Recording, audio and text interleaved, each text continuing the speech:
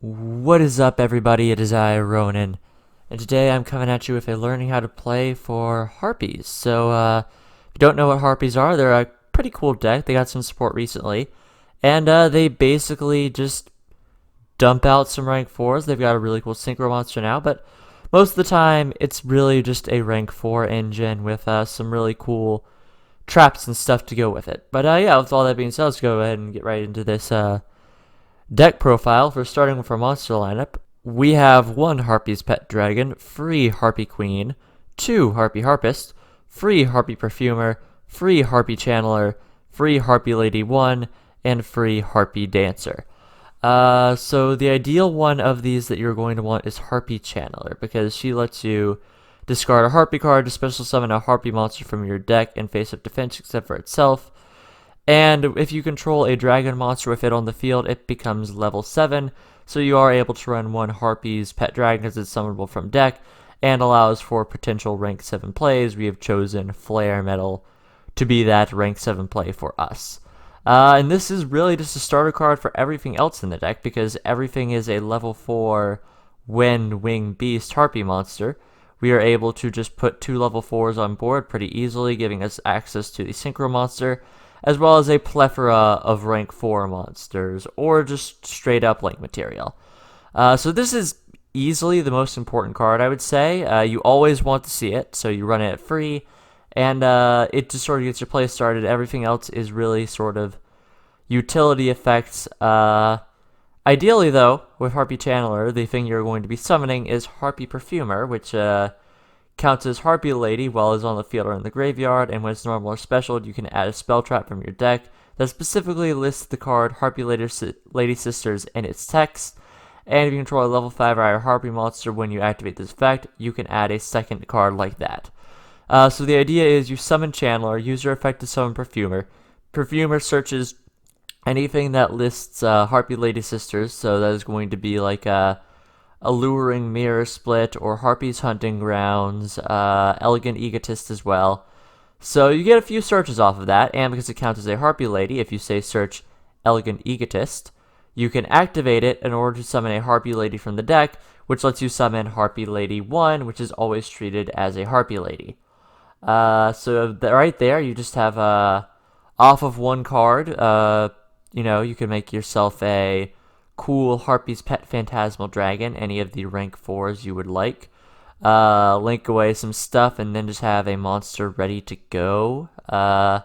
Or you could just have 2 for link material with this to power things up. So it's pretty good. The other monsters in our lineup are Harpy Queen, which discards itself to search Hunting Ground, because Hunting Ground sometimes mandatory pops itself, so it's good to have constant access to it.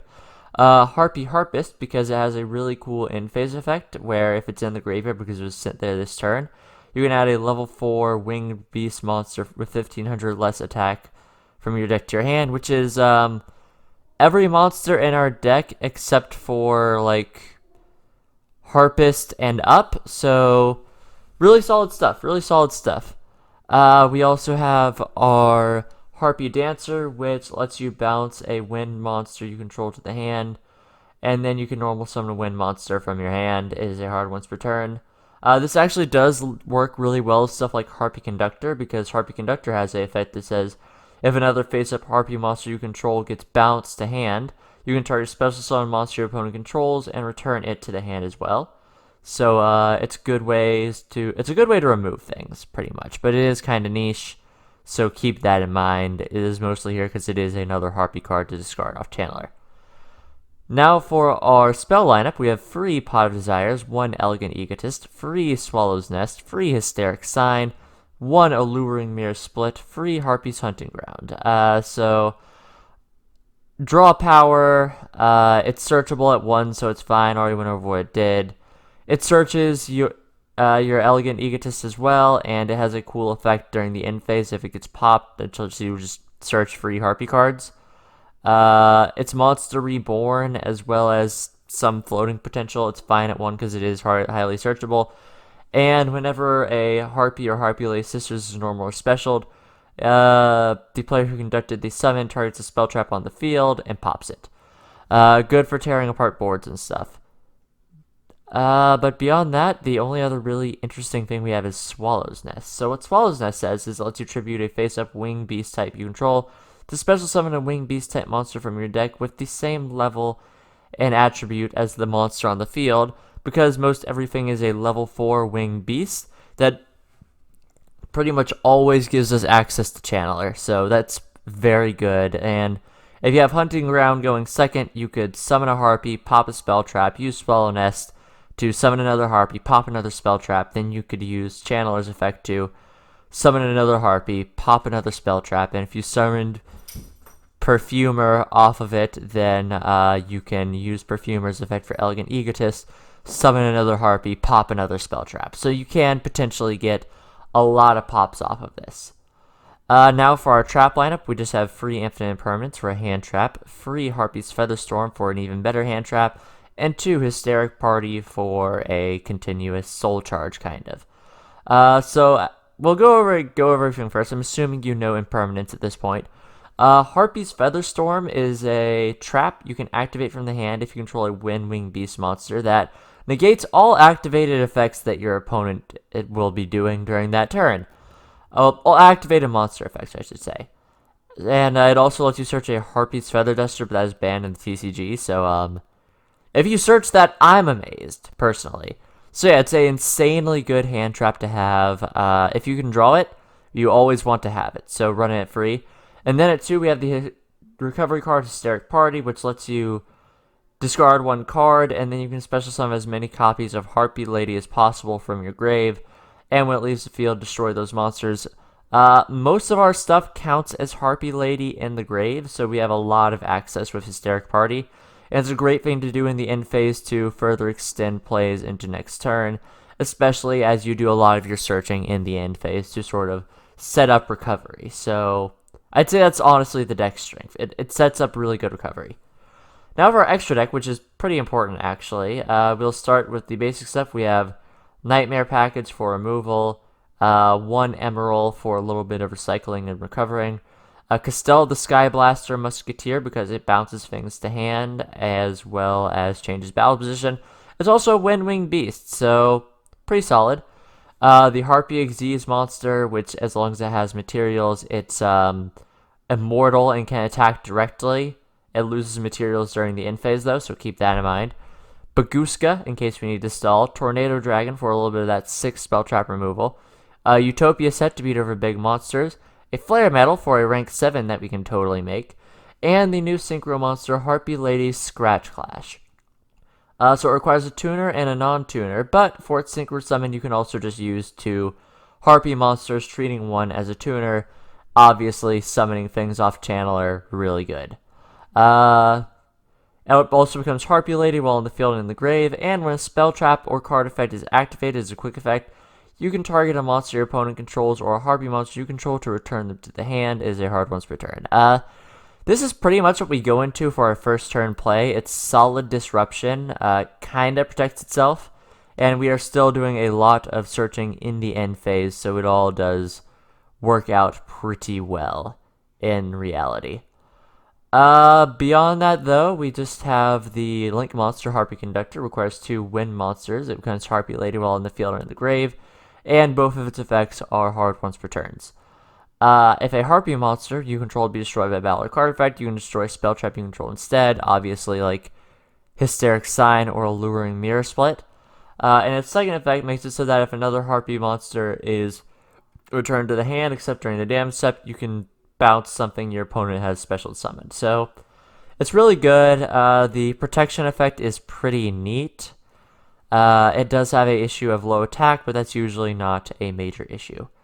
Now for our side deck, it's mostly things I've thought about running, but there are a few serious suggestions. Like, example, if you want to do a much more rank 7 heavy strategy, you should probably focus on Channeler plus Dragon at 2. In case you got your Gamma Seals, in case you need to drop a turtle on it, your Lightning Storms in case you want to go second really bad, which this deck does do a lot better at, but spell trap removal and stuff is usually easy enough, so you would mostly be using this for the monster effect. Call by the Grave for hand traps because those are annoying. Free Twin Twisters in case you ever really want to deal with spell traps. I would argue it's not necessarily necessary in this deck, though. A Hysteric Party, you know what? It's Soul Charge. You can have another one if your opponent's just sending everything to the graveyard. It's good for against mill decks. And Red Reboot in case we are just terrified of traps. But yeah. All that being said, if you're new here, we just go over the deck for a few replays. I show you what I liked, what I didn't like, what I thought could have been better, what I thought could have been worse, so on and so forth. And yeah, all that being said, I'll see you guys in the first replay. Alright, going to the first replay with player. We are tab as usual. While we do not end up winning this game, I do think it was the best way to show sort of what the deck can do. But yeah, we're playing against Metaphyz, so that should be fun. Who is open Macrocosmos, thankfully not an issue for us. But let's go and get right into it. So we are going to be going first this time, and we actually did open fairly well here with the Swallow's Nest as well as a valuable target. And 1 second. Yeah, no, that's weird. Not hearing anything on my end, so we'll figure that out. But yeah, so thankfully we did have the Dancer, which we were able to target the Swallow Nest to get our Channeler out. And because Channeler, we have several Harpy cards we can drop in hand in order to summon something else from deck. Which is going to be Perfumer. Perfumer is going to go ahead and search us the Alluring Mirror Split. Then we are going to activate it, make our Scratch Clash. Then activate the Hunting Grounds for a little more attack power. We mostly have this because if it gets popped on the field, we have things in the graveyard we can do now. We did have the Featherstorm, which is great. So we can activate it from hand because we do have a Wind-Winged Beast on the field. And Hunting Grounds is just a cool way to get pops off with a little bit of power. But let's go and get right into our opponent's turn, who's going to, based on this hand, pop off. So he activates the Metaphyz factor, goes ahead and goes for the Ace of Metaphyz to power down and get a draw. Banishes the Decoy Dragon, which is pretty good. Sets the Ascension for a search. Not bad. As well as the Macrocosmos, which is unfortunate for us. So he is going to go ahead and activate it as well as get his Decoy Dragon back. And we are going to go ahead and activate Hysteric Sign to go ahead and search our Elegant Egotist, chaining the Scratch Clash to go ahead and bounce things. So we're going to go ahead and bounce the Decoy Dragon. Hysteric Sign is going to go ahead and get us the Elegant Egotist, which we will activate to summon Harpy Lady 1 to go ahead and just pop that Macrocosmos. Let's not deal with that, and at that point we're just going to attack, so we get to banish, draw, search thing. Ace of Metaphyz is unfortunately going to switch us into defense position, though thankfully we managed to hold on to our Featherstorm, so I'm not super worried at this point. So our opponent's going to go ahead and get a search with the Nephies just through the left arm. We'll activate the Ace of Metaphyz first for the attack reduction, obviously. Then is going to go ahead and left arm for Dimension Fissure. I think that might have been a mistake. Oh, actually, no. He got some good banishes. This will be a search, more banishes, and set up for later. So no, that was actually a good left arm. So yeah, the Ace of Metaphys's are obviously going to go off now. Dropping our attacks, banishing a bunch. He's going to go ahead and get another Necroface, and not wanting him to get any more advantage, we're going to go ahead and drop the Featherstorm there. He is going to activate the Dimensional Fissure. Thankfully, Spell Trap was activated, though, so we are able to bounce our Harpy Lady 1 back to hand for a pop later. So he's going to go ahead and summon the Ragnarok and just attack over. Alluring Mirror Split, though, gives us the power to float into a Channeler. Hunting Ground is going to let us pop the Dimensional Fissure, so pretty good stuff. Then we are going to go ahead and jump right back into our turn where we draw the Hysteric Sign. He gets his Decoy Dragon back. We're using Channeler's effect to search Perfumer. Perfumer obviously going to be getting the pop of the Ace of Metaphyz as well as a search for the Hunting Grounds. Then we're going to blink our way into a Harpy Conductor, which is going to give us yet another pop. Obviously the other Ace of Metaphyz. He's going to go ahead and use Decoy Dragon, though, because we did attack in order to get a Ragnarok out of the grave, which will get a few attack points. However, we are just going to beat over that Ragnarok. And we're in a decent position here, but we are going to go into the Hysteric Sign as a bluff. He is going to go ahead and get a special summon for the Nephies, banishing the hysteric sign, so we won't be getting our search in the end phase. Then he is going to make the Metaphys Horus to go ahead and snatch steal our conductor, as well as get something negated. So we're taking a little bit of damage here. It does hurt a little, but it's fine.